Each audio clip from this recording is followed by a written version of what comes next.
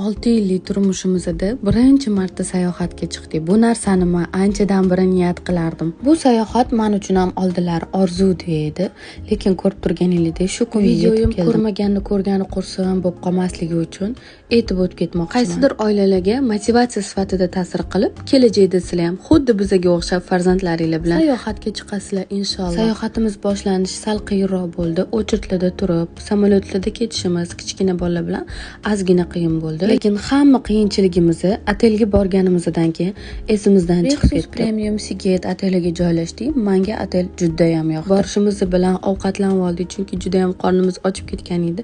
Ayniqsa bolalarni. Keyin hammamiz bir xil kiyinib olib aylanishga chiqdik. Basseynga tushishdan oldin dengiz bo'yiga bordik, chunki bu meni orzuim edi. Istanbulda chiroyli dengizlarni ko'rganman. Lekin meni xayollarimdagi kartinkam aynan shunaqa ko'rinishda. Farzandlarim, oilam bilan birgalikda. Sizlarning ham xayolingizda o'zinglarni kartinkanglar bor, to'g'rimi? Shunaqa katta territoriya ekan, basseynlari juda ham ko'p, restoranlari juda ham ko'p.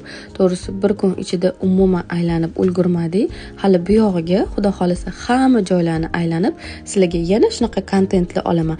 Agar kontentim sizlarga yoqqan bo'lsa, like va kommentariy qoldiringlar. Menga motivatsiya bo'ladi, sizlarga ko'proq shunaqa videolar olaman.